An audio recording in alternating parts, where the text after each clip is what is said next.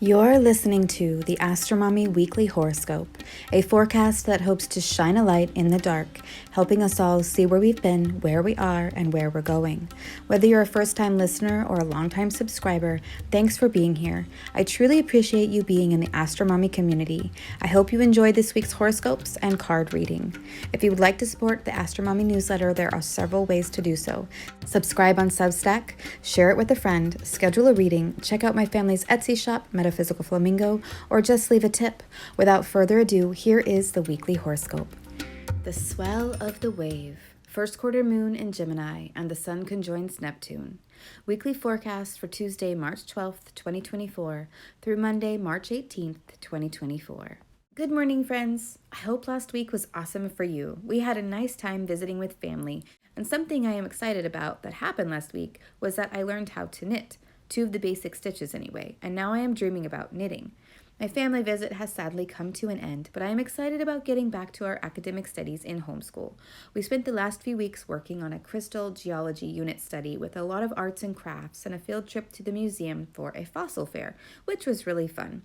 I am also extremely excited for Aries season, which is about to begin next week, and with that, spring. I love spring, and I love Aries season. I am especially happy that all the planets are direct right now, and that means that the next couple of weeks before Mercury's retrograde, which will begin on April 1st, may hold a lot of action and events that will affect the whole year. Mercury will enter his shadow period on March 18th, 2024, next week. But let's not let that get us down or stop all the pioneering momentum. It is something to be aware of, though, and since Mercury is stationing retrograde in Aries, it is possible that whatever actions we take over the next couple of weeks will require some do-overs and redos, so just keep that in mind as you are charging forth. Okay, let's get into the astrology. All times are in Eastern Time unless mentioned otherwise.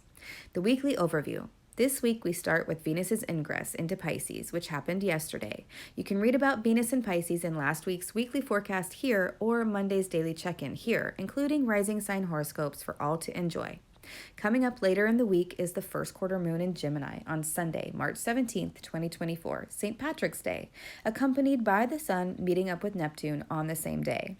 Those are the 2 most important transits of this week, and the sun conjoining Neptune is a pretty big annual event. Next week, the sun will ingress into Aries, marking the spring equinox, and that is a pretty big deal for the year. So next week, we will be taking a look at the Aries ingress chart.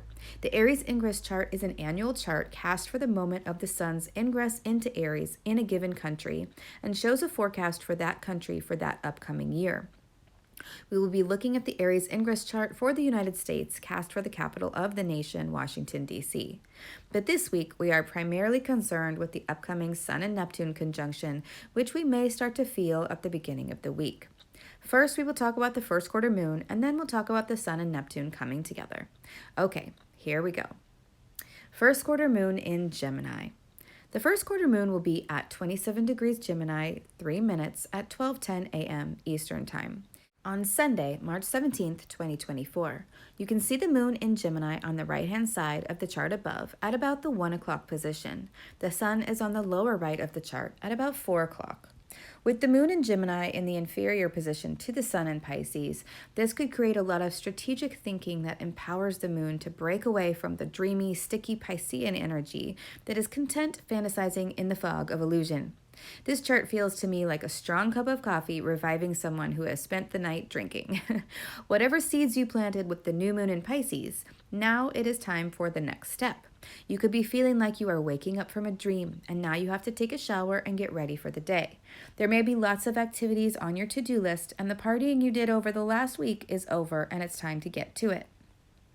The moon in Gemini likes to collect data, figure out puzzles, and look at things through analytical glasses. It's a very expressive, youthful, and restless moon, with a great desire to communicate, and that doesn't always mean pleasant conversations, but rather intelligent, curious, and sometimes argumentative ones. There's a flexibility, changeability, and sort of chaotic nature to Gemini in general that can be very uncomfortable for some. Where others may see a random mess that just looks like craziness, a Gemini person can see patterns and order in the chaos that no one else can see. It's one of their superpowers. Here are some questions to ask yourself during this lunar phase. What are you taking action toward today? What are you thinking about? What are you strategizing? What information have you gathered that you are now ready to present? Who or what are you curious about? Briefly below, you will find the house that this first quarter moon is occurring in according to your rising sign. Find your rising and read the house topics associated with this first quarter moon. You may notice action, movement, strengthening and strategizing, or an event involving one or more of those topics taking place. Aries, third house of siblings, communication, and local travel. Taurus, second house of money and possessions. Gemini, first house of self, health, and character. Cancer, 12th house of blind spots, large animals, hidden enemies, and mental health. Leo, 11th house of friends, allies, groups, and wishes. Virgo, 10th house of career, praxis, and the mother. Libra, 9th house of foreign travel, higher education, and beliefs. Scorpio, 8th house of shared resources, inheritance, debt, and death. Sagittarius, 7th house of marriage, partnerships, and legal matters. Capricorn, 6th house of stress, health issues, employees or coworkers, and pets. Aquarius, 5th house of pregnancy, children, creativity, and recreational activities. Pisces, 4th house of family, roots, and property. I wish you all a happy first quarter moon. Sun conjunct Neptune in Pisces. Later on Sunday, March 17th, 2024, at 7:22 a.m. Eastern Time, the Sun will conjoin Neptune. You can see the Sun and Neptune together on the left side of the chart at about the 8 o'clock position, just having risen over the horizon, the ascendant. A boatload of planets rise with the Sun: Mars, Venus, Saturn, and of course Neptune, although we cannot see Neptune with the naked eye, but if we could, we wouldn't be able to because of him being conjoined the Sun anyway. All of these planets rising with the Sun represent that so many things in our personal lives are rising to the top and becoming priorities right now. It's as if our drives and desires, relationships and values, boundaries and limitations are all coming into view and needing attention. The Sun is the giver of life, the noetic light, and the king of our solar system. He represents vitality, spirit, honor, the father in a day chart, and major illumination. The Sun enlivens, shines a light on, and strengthens, but also may block out the light of other planets when they are too close to his mighty rays, which all but Mars are right now. The Sun is hot, dry, and choleric, and we can be both warmed by his light and also dried out and exhausted by too much. The Sun's energy is that of a leader with courage, self-esteem, and incredible influence, which is why it often signifies presidents, kings, and queens. When the Sun is involved in a transit, we can expect situations involving people of high authority or prestige in our lives to be illuminated.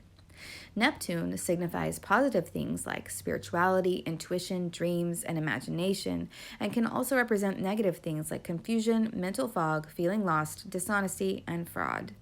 When the Sun conjoins Neptune, it is the end of a synodic cycle and the beginning of the next synodic cycle between the two. So in that sense, it is like the death and rebirth of Neptune, and therefore it is symbolically the death of a dream, an intuition, or something we were imagining, and the rebirth of a dream, an intuition, or an imagining.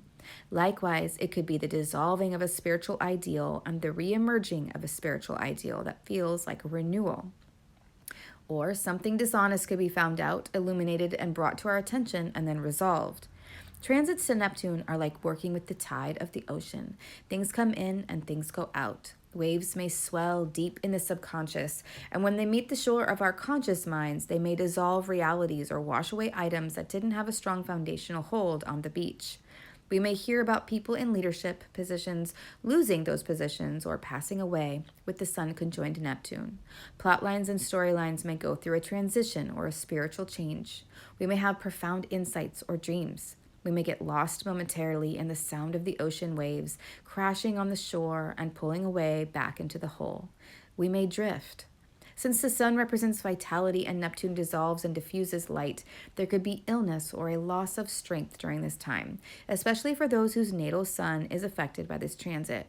On a positive note, this transit may bring profound insights, mystical or musical experiences, or a greater sense of compassion for others. I would love to hear your thoughts about this transit. Please leave a comment. Okay, moving on to the tarot spread. Let's move on to a 3-card spread for the week that will represent you, the relationship, and your partner. Please pick who this spread will be about before reading or listening to the reading. The first card representing you is Ace of Pentacles reversed. On this card, we see a pentacle coming out of a cloud above the ocean. Below the pentacle is a boat on the water, its sails blowing in the wind. Above the pentacle is a row of upside-down houses. In the upright position, the Ace of Pentacles means that there are profitable opportunities available for you, and the winds of change may be pushing your boat in a new direction. In the reverse position, the Ace of Pentacles means that you may be feeling hesitant about a potential new opportunity. It is important to trust your intuition here and not make any decisions until this hesitancy is fully explored. Another meaning could be that a particular financial or material offering may not come through as expected, and so you'll want to wait until you actually have the money in hand before you spend it, kind of thing. This card coming up reversed could also indicate a loss of something material like wealth, possessions, or personal property. In terms of a relationship, this card coming up reverse indicates that you may be focusing more on your finances than the relationship right now, or perhaps you want to give an expensive gift to your partner that will reduce your finances temporarily. Since aces represent news in the tarot, this could indicate telling your partner that you don't have the money for something or finding out that they don't have the money. Either way, it may be concerning financial news about expenditures that affect your relationship. The second card representing the relationship is Page of Pentacles reversed. On this card, we see a page holding a pentacle walking on the field in front of a couple of houses. In the upright position, the Page of Pentacles represents taking on new responsibilities in your life in matters like money, home, and anything that is tangible. In the reverse position, this card may indicate that there is little progress right now in terms of finances with your partner. Perhaps there is past failure that is creating procrastination. So the first two cards in this reading are Pentacles. This relationship that you are thinking of has a lot to do with money and how you share resources, expenditures, and budgets with this person. And the third card representing your partner is Four of Cups. On this card, we see four goblets. The Four of Cups in the upright position means that your partner feels that they have an abundance of something, either love, opportunities, or good times, but they are full and turning things away. In the traditional Rider-Waite tarot, the Four of Cups shows a man sitting beneath a tree, looking at three full cups in front of him. He is so bored that he doesn't even notice the hand appearing out of thin air trying to hand him a fourth cup. It's like he's so lost in thought or something that he doesn't see the magic or the abundance right before him. His arms are crossed, symbolizing that he is not happy about whatever he is thinking or feeling. This card represents that your partner is feeling discontent. They are not lacking in emotions, for the cups are full and upright, but they may be disappointed with what they have right now and feel emotional about it. To recap, okay, so you may be experiencing a financial loss or a drain on your finances, and this is affecting your relationship with your partner. The relationship itself is in a period of stagnancy, especially financially. Your partner is feeling disappointed with what they have to offer the situation, and frankly, they are bored with this problem. Let's pick one more card representing a tool that you and your partner can use to move this energy forward. 17, the Star. On this card, we see a naked woman kneeling on the grass beside a stream. She is holding a water jug in each hand and is simultaneously pouring water on the earth and into the stream. The Star card is about having hope, keeping the faith, and having a spiritual renewal and purpose. It's about picking yourself back up after a period of upheaval, mishap, or disruption. The Star card is about making and receiving a wish. This card represents inspiration, insight, and understanding, feeling mentally and physically healthy, and being open to a new life, ideas, or concepts. The bright star above represents divine guidance. This is a wonderful tool card and represents having faith in yourself that you can make different choices that will benefit your life. It's about having confidence in your abilities and trusting yourself. Since this is a relationship spread, I feel that this card also means to trust and have faith in your partner's abilities. Things may feel rough and uncertain right now, but they won't always be that way. Have faith in the relationship that all will work out well. Now, if you are in a less than desirable situation, this reading could be indicating that things are not going to change until you remove yourself from the situation and embrace taking care of yourself and being self-sufficient. Only you know which situation pertains to your life. In conclusion, for the weekly forecast, there could be a lot of forward-moving energy this week as the moon is waxing and gaining light and making aspects to all the planets. We could feel the momentum building as the sun gets closer and closer to Neptune, and then his eventual ingress into Aries, marking the beginning of spring. The air may start to change, and the earth will respond with flowers and birds and warm breezes, followed by periods of cold and possibly late frosts. We are still in transition this week. Spring is in the air, and all the planets are direct, and those are great things. We may feel a wave swelling deep within us that will crash upon the shore of our consciousness in the future. But this week, we feel the swell, the potential energy percolating inside. I wish you all a great week. I hope this is helpful. Until tomorrow, AstroMommy. Thank you for reading or listening to the weekly horoscope. Quick links and resources can be found at the bottom of the newsletter. Today's cards were pulled from the Roller Nordic Tarot deck, available on Amazon. If you seek knowledge and enlightenment, the AstroMommy Newsletter may be right for you. Side effects of reading or listening to the AstroMommy Newsletter are common and include joy, jubilation, delight, happiness, gratitude, love, triumph, feeling in tune with the universe, experiencing deep insights, reflections, and contemplations, a lightened soul, a lighter step, feeling awake when others are asleep, illuminated, enlightened, having spiritual experiences, noticing repeating numbers, animals in nature, or songs on the radio that speak to you, getting vibes, clairvoyance, clairaudience, and clairsmellience, feeling like you know secret language, biophilia, crying tears of joy, emotional literacy, feeling lively, stable, exalted, having an auric glow, or feeling like you woke up on the right side of the bed have all been reported. If you purchase anything through the affiliate links that I provide in the newsletters, I will make a very small commission. Thanks for listening.